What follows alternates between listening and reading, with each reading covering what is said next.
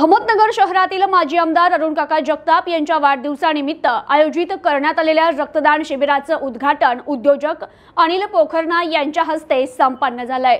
रक्तदान शिबिर ही काळाची गरज बनली असून युवकांनी पुढे येऊन रक्तदान करावं। समाजात आपण वावरत असताना समाजाचे काहीतरी देणे लागतो या भावनेतून समाजाप्रती आपलं कर्तव्य पार पाडावं।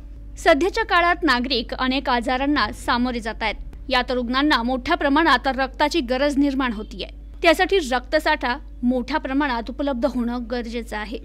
माजी आमदार अरुण काका जगताप यांच्या वाढदिवसानिमित्त गेल्या 20 वर्षांपासून ही रक्तदान शिबिराची परंपरा सुरू आहे। समाजात अडचणीच्या काळात मदत करणं प्रत्येकाचं कर्तव्य आहे।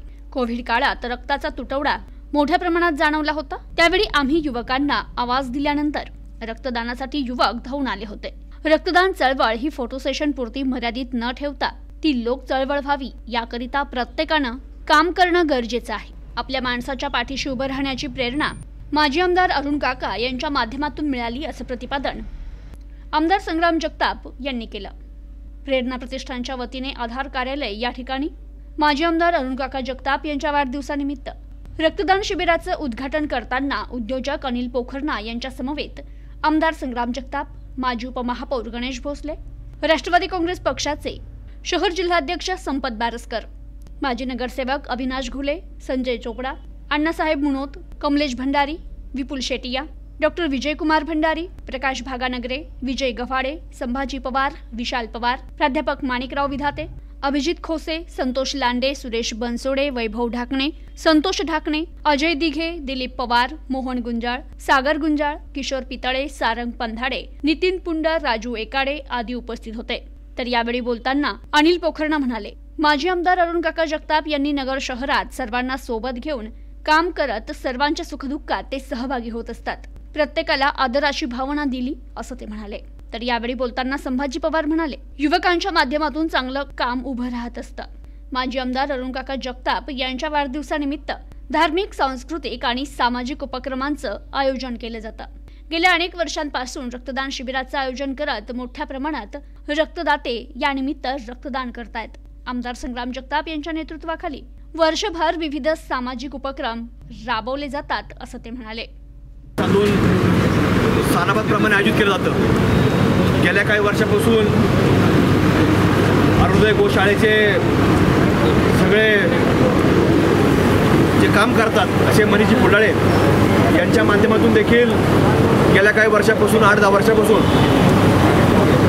25 तारखेला वाढदिवस असताना 24 तारखेच्या आणि 25च्या पूर्वसंध्येला हनुमान चालीसाचा कार्यक्रम तो सार्वजनिक घेतला। तो काल देखील तो संपन्न याच ठिकाणी या प्रांगणामध्ये संपन्न झाला आणि 25 तारखेला वाढदिवसाच्या दिवशी एक असं रक्तदान शिबिराचा एक वेगळा संकल्प हा मला वाटतं की 20 वर्षापेक्षा अधिकचे वर्ष काळ झाला असेल। आणि म्हणून या शिबिराकरता गेल्या काही वर्षापासून पुढाकार घेणारे सन्मान्य अहमदनगर जिल्हा कामगार संघटनेचे अध्यक्ष संतोषजी लांडे पाटील असतील, विशाल शेठ पवार असतील किंवा संभाजीरावजी पवार असतील व त्यांचे संबंधित सगळे त्यांचे सहकारी असतील, ते सगळे दरवर्षी या रक्तदान शिबिराकरता देखील पुढाकार घेत असतात। आणि यावर्षी प्रमुख पाहुणे म्हणून उपस्थित असणारे सन्मान्य अनिल शेठ असतील, त्याचप्रकारे संजू मामा असतील, जनकशेठजी अवजा असतील, कमलेश भंडारे असतील, नितीनजी पुंडे सर असतील, रावशेठ एकाडे असतील, हे सर्व आज प्रमुख पाहुणे या ठिकाणी अतिथी म्हणून या ठिकाणी कार्यक्रमाला आलेले आहेत। त्यांचे मी या ठिकाणी संतोषजी, विशालजी आणि संभाजीराजे ती काही फार काय आम्ही त्या मनोगत व्यक्त करत नाही, पण त्यांनी मला सांगितलं की तुम्ही आभार माना। त्यामुळे या सगळ्या प्रमुख पाहुण्यांचे मी मनापासून आभार व्यक्त करतो की ते वेळात वेळ काढून या कार्यक्रमाकरता ते उपस्थित राहिले। त्यांनी या कार्यक्रमाकरता आपण सर्वच या काकांना शुभचिंतक म्हणून या ठिकाणी आहेत। तर समाजामध्ये काम करत असताना खरं तर वेगवेगळे उपक्रम सातत्याने वेगवेगळ्या लोकांना ज्यावेळेला काही अडचण निर्माण होती त्यावेळेला मदत करण्याचं काम अनेक मंडळी ही आपण सर्वजण कुटुंबातले सदस्य म्हणून या ठिकाणी आपण करत असतो। पण आजच्या दिवशी हा एक वेगळा उपक्रम हा वर्षानुवर्ष एक चालत आलेला आहे आणि त्या माध्यमातून खरं तर आज रक्तदान सोडून काही आणण्याची आम्ही बोलणार नाही, पण ज्यावेळेला आपल्याला माहिती आहे की कोविडसारखी संकटकालीन परिस्थिती भोसलेसाहेब ज्यावेळेला आली होती तर त्यावेळेला रक्तपेढ्या देखील बंद होत्या। त्यावेळेला आम्हाला सिव्हिलच्या हॉस्पिटलमधून आम्हाला संपर्क झाला आणि आम्हाला सांगितलं आता 1-2 दिवसांमध्ये ब्लड बँक ड्राय होईल अशी परिस्थिती झालेली आहे आणि म्हणून तुम्ही काही ना काही मदत करावी. मग आम्ही त्यांना फोनवर संपर्क साधत असताना आम्ही त्यांना सांगितलं की आता रक्तदान करायचं म्हटलं तर मी एकटाच येऊ शकतो, रक्तदान करू शकतो. 2020 मधली ही गोष्ट आहे. त्यांना म्हटलं तर लोक बाहेर येणं काही शक्य नाही, पोलीस मारतात, सगळ्यांना जीवास धोका आहे आणि त्यावेळेला कुठलंही विधातेसर हॉस्पिटल क्लिनिक कुठे ॲडमिट कुणी करत नव्हतं. फक्त एकमेव सिव्हिल हॉस्पिटल त्यावेळेला पहिल्या टप्प्यामध्ये ते एप्रिल महिन्यात होतं आणि एप्रिल महिन्यात त्यांनी आम्हाला संपर्क केला होता. त्यावेळेला मी राष्ट्रवादीचे जिल्हा कार्याध्यक्ष अभिजित खोसे यांना फोन केला. त्यांना म्हटलं भाऊ अभि तेवढं तू नियोजन कर आणि अभिने त्यावेळेला तो स्वतः सिव्हिलमध्ये गेला.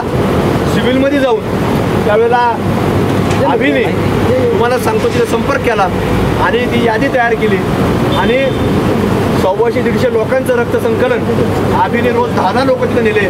ज्या पोलीस स्टेशन हद्दीमध्ये लोक राहत असतील, कुणी भिंगारमध्ये राहत असेल, कुणी तोपखाना पोलीस स्टेशन हद्दीत राहत असेल, कुणी कोतवाली हद्दीत राहत असेल, सगळ्यांच्या पोलीसच्या परवानग्या घेतल्या अभिने. आणि तुम्हाला सांगतो 100-150 ब्लड बँक या अभिने 10 दिवस तिथे बसून रोज 5-5, 10 लोक तिथे न्यायचा. म्हणजे हे रक्तसंकलन त्या काळात देखील केलं. म्हणजे फक्त दाखवण्यापुरतं नाही, फोटो सेशन पुरतं नाही, ओरिजिनल काम ज्याला आपण म्हणतो. कारण की मार्चला त्यावेळेला रक्तदान शिबिर होऊ शकलं नाही. पण तुम्हाला सांगतो त्याचं निमित्त विचारते सर त्यावेळेस एप्रिल महिन्यामध्ये आपण ते रक्तसंकलन केलं आणि ही वेगळी परंपरा आपण ती जोपासलेली आहे. म्हणून याच्या माध्यमातून हे सगळं कार्य सातत्याने कुठली अडचण आली की आपण त्यावेळेस सगळी टीम उभं राहते, प्रत्येकाच्या अडीअडचणी लावून जाते. वेळप्रसंगी परिणामाची चिंता कधी करत नाही. त्याचे परिणाम काय होणार आहे, फक्त आपला माणूस आहे आणि आपल्या माणसाच्या पाठीमागं उभं राहायला पाहिजे. हीच धारणा प्रत्येकजण मनामध्ये बाळगतो, त्या माध्यमातून काम करत राहतो. त्यामुळे असं काम हे आपल्या प्रत्येक व्यक्तीने, प्रत्येक सहकार्य या ठिकाणी केलं पाहिजे. आणि तीच धारणा, ती प्रेरणा ही काकांच्या माध्यमातून आपल्या प्रत्येक युवकापर्यंत यास पोहोचलेली आहे. आणि म्हणून आज आपण या निमित्तानं उपस्थित राहिलात. पुरेशा एक वार आपल्या सर्वांचे मी आभार व्यक्त करतो आणि आपण वेळात वेळ काढून आलात. असंच आपण योग्य ते मार्गदर्शन सहकार्य आम्हाला सर्व तरुणांना करत राहावं अशीच या निमित्तानं आपल्याकडून अपेक्षा व्यक्त करतो आणि आपले आभार व्यक्त करतो. धन्यवाद. जय Hind. Bureau report, news today 24, Ahmednagar.